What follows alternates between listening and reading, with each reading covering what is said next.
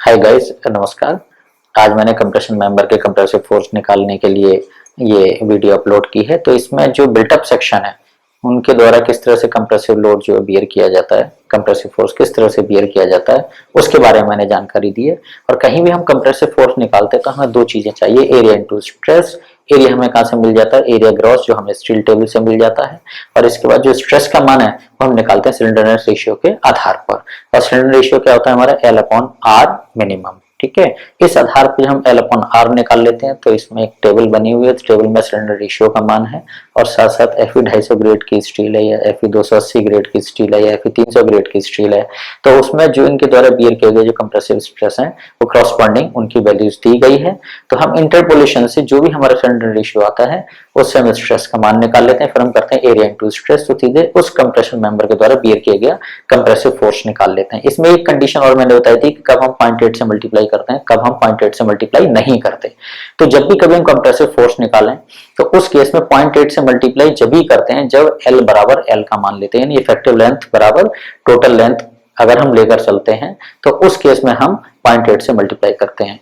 और 0.8 से मल्टीप्लाई कब नहीं करते? जब हम L बराबर 0.85 L लेते हैं, यानी कि इफेक्टिव लंबाई टोटल लंबाई का जब 0.85 गुना हो, उस कंडीशन में हम 0.8 से मल्टीप्लाई नहीं करते। तो इस चीज का विशेष रूप से ध्यान रखेंगे। ठीक है, अगर L बराबर L है तो फोर्स निकालने में 0.8 से मल्टीप्लाई करना है, और अगर L बराबर 0.85 L है तो आपको लास्ट में 0.8 से मल्टीप्लाई नहीं करना है। तो चलिए दोस्तों बोर्ड पर चलते हैं, इसके बाद मैं आपको बताता हूं कि इसमें किस तरह से हम कंप्रेसिव फोर्स निकालते हैं। तो देखिए ये हमारा एक बिल्टअप सेक्शन है जो हमने लिया है ISWB 400। और ये जो सेक्शन है ये हमारा कैसा है? एक डिसकंटिन्यूअस मेंबर है जिसमें एंड्स पर हमारे क्या है? 2 या 2 से ज्यादा रिवेट लगे हुए, और इसकी जो इफेक्टिव लंबाई है वो हमारी कितनी? 2000 mm है। इसका ये जो ISWB 400 है, यहाँ पर हमने इसका जो कंप्रेशन जो फ्लेंज है इसमें हमने 260 बाई 16 mm की एक प्लेट लगाई है। इसी तरह से जो टेंशन फ्लेंज है यहाँ पर भी हमने 260 बाई 16 mm की एक प्लेट लगा दी है। ठीक है, इस ISWB की जो करेक्टरिस्टिक्स हैं वो हमें स्टील टेबल से मिली है। इसमें इसका एरिया जो है वो 8501 mm स्क्वायर, इसके साथ साथ IXX जो है 23426.7 into 10 की पावर 4 mm की पावर 4, IYY 1388 into 10 की पावर 4 mm की पावर 4 यहाँ पर आपको दिखाई दे रहा है। और B जो है वो फ्लेंज की चौड़ाई है वो हमारी 260 mm है। ये जो फ्लेंज की चौड़ाई है ये हमारी कितनी है? 260 mm है। और इस I जो ये आपका कंप्रेशन मेंबर है इसका जो एरिया है 8501 mm स्क्वायर, और इसी का जो IXS केवल इस I सेक्शन का जो है वो हमारा 23426.7 10 की पावर 4, और IYY कितना है हमारा? 1388 into 10 की पावर 4 mm की पावर 4 है। तो अब हम कहीं भी, जैसे मैंने बताया था, कहीं भी फोर्स निकालता तो एरिया चाहिए और हमें क्या स्ट्रेस चाहिए। स्ट्रेस के लिए हमें सिलेंडर रेशियो चाहिए।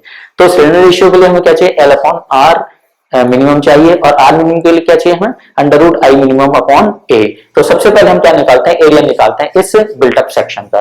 तो जब भी कभी हम एरिया निकालते हैं टोटल एरिया में क्या है? Area of the I beam plus area of the two plates. तो area of the I beam हमारा कितना है? 8501, ये हमारा आई उसका सेक्शन का है। और इसके बाद हमारी दो प्लेट लगे तो इनका एरिया कितना है? 2 into 260 into 16 mm। तो इसका टोटल एरिया आ रहा है आपका 16821 mm स्क्वायर। ये हमारा क्या है? इस कंप्रेशन मेंबर का बिल्टअप सेक्शन है, उसका टोटल एरिया कितना है हमारा? 16821 mm स्क्वायर। अब हमने क्या निकालना है? IXX निकालना है।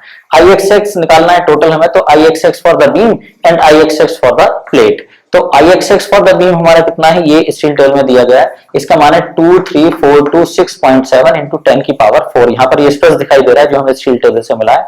फिर हम किसका निकालते हैं? इस प्लेट का हम क्या निकालते हैं? मोमेंट ऑफ इनर्शिया निकालते हैं। किसके सापेक्ष निकालते हैं? हम इसकी एक्सिस के सापेक्ष निकालते हैं।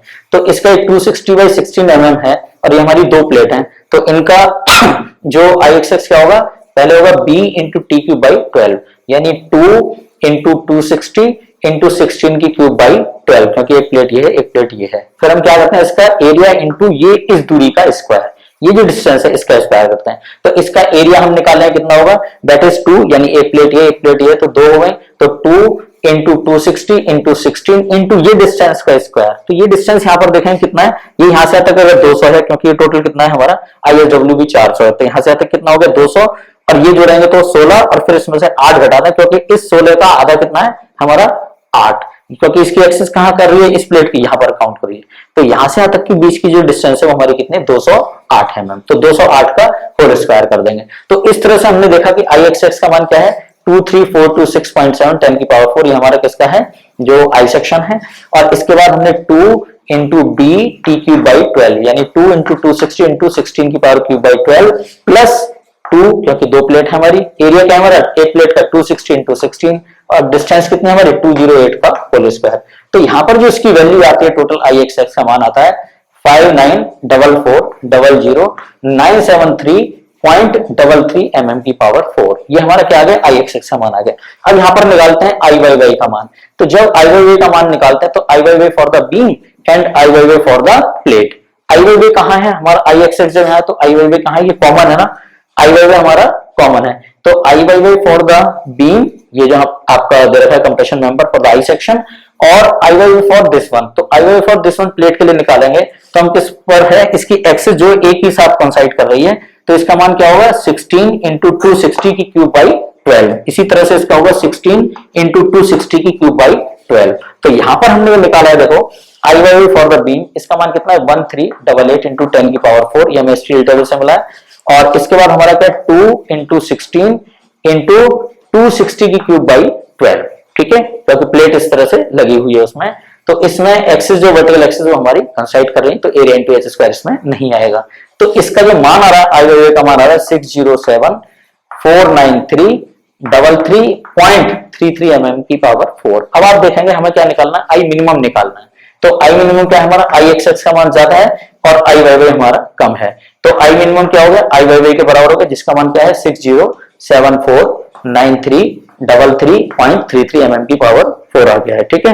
अब यहाँ पर निकाला हम आर मिनिमम, पांचवें पॉइंट पे जो आर मिनिमम निकालेंगे तो आर मिनिमम का मान क्या है under root I minimum upon A, और आई मिनिमम हमें पहले से मालूम है 6074933.33 डिवाइड बाई 16821 mm स्क्वायर, ये हमारा टोटल एरिया था, इससे हमने डिवाइड कर दिया, अंडर रूट कराया तो इसका मान 60 के आसपास आया, 60.1 आ रहा है तो हमने इसको 60 ही ले लिया है, ठीक है। तो अब यहां पर देखेंगे कि SLR, अब यहाँ क्या निकालेंगे SLR यानी सिलेंडर रेशियो। सिलेंडर रेशियो का मान क्या है L upon r minimum. L कितना है हमारा effective length 2000 mm divide by 60 कराया तो ये आ रहा है हमारा 33.33। अब 33.33 में हमने Fe 250 ग्रेड की स्टील ली है, तो जिस समय हमने Fe 250 ग्रेड की स्टील ली है उस समय जो पोजीशन बनेगी वो आपकी किस तरह से बनेगी, यहाँ पर देखें कि अगर यहाँ पर कंप्रेसिव हमें स्ट्रेस निकालना है तो देखो ये 33.33 कहां पर एग्जिस्ट कर रहा है 30 और 40 के बीच में। अगर L अपॉन आर 30 है तो स्ट्रेस का मान कितना है 134 न्यूटन पर mm स्क्वायर Fe 250 के लिए, और अगर 40 L अपॉन आर तो इसका मान कितना है, स्ट्रेस का मान 129 न्यूटन पर mm स्क्वायर। तो हमारा कहाँ है 33.33 पर, तो 33.33 यहाँ पर एग्जिस्ट करेगा, तो 30 और 40 का डिफरेंस कितना है 10, और यहाँ पर 134 134 129 का डिफरेंस है 5। तो इसमें कितनी आ जाएगी वैल्यू 5/10 इंटू 30 और 33.33 में डिफरेंस कितना है 3.33, तो 5/10 इंटू 3.33। तो इसको हम किसमें से 134 में से माइनस कर देंगे, तो ये यहाँ पर जो वैल्यूज है 132.335 न्यूटन पर mm स्क्वायर। ये कितना है हमारा 132.335 न्यूटन पर mm स्क्वायर। ये हमारे स्ट्रेस कब है, जब हमारा सिलेंडर रेशियो का मान 33.33 है, ठीक है। तो यहाँ पर आप देखें कंप्रेसिव जो हमने स्ट्रेंथ निकाली है, कंप्रेसिव फोर्स जो निकाला है वो हमारा क्या है सीधे एरिया इनटू स्ट्रेस, क्योंकि हमने क्या किया है कि इफेक्टिव लेंथ हमारी कितनी है 2000 mm, जिसमें एंड्स पर डबल डबल रिवेटेड है, यानी कि 0.85 से गुणा करने के बाद हमारी जो इफेक्टिव लेंथ आ रही है वो हमारी कितनी है 2000 mm आ रही है। तो यहाँ पर आप देखें जो कंप्रेसिव स्ट्रेंथ है एरिया इनटू स्ट्रेस की है, तो एरिया हमारा कितना है 16821 इंटू 132.335, तो ये हमारा क्या स्ट्रेस ये एरिया है। तो इससे जो हमारी वैल्यूज आती है ये आती है 22,26,007.035 न्यूटन, या हम इसको कहते हैं 2226 किलो न्यूटन। केवल हमने यहां तक लिया है इस तरह से, तो ये हमारा कितना आ गया 22 और 26 किलो न्यूटन, ठीक है। तो इतना लोड ये आपका बिल्टअप सेक्शन आसानी से बियर कर सकता है। तो ये सब चीजें IAS कोड 800/1984 के अंतर्गत हैं, और इसमें जो बिल्टअप सेक्शन के द्वारा किस तरह से कंप्रेसिव फोर्स बियर किया जाता है ये मैंने आपको बताया है और बिल्कुल लाइव बताया। तो ये चीज आप देखिएगा, इससे बहुत आसानी से ये चीज आपको समझ में आ जाएगी। किस तरह से कोई न्यूमेरिकल अगर आता है तो तो उसको आप इस तरीके से आसानी से कर सकते हैं। तो यहाँ पर ये जानकारी मैं समझता हूँ काफी पर्याप्त है, और आप इस तरह से वीडियोस को देखते रहिएगा, और उसमें किसी भी तरह का कोई भी कमेंट है तो कृपया करके मुझे पोस्ट जरूर कीजिएगा। Thank you so much, please, thank you.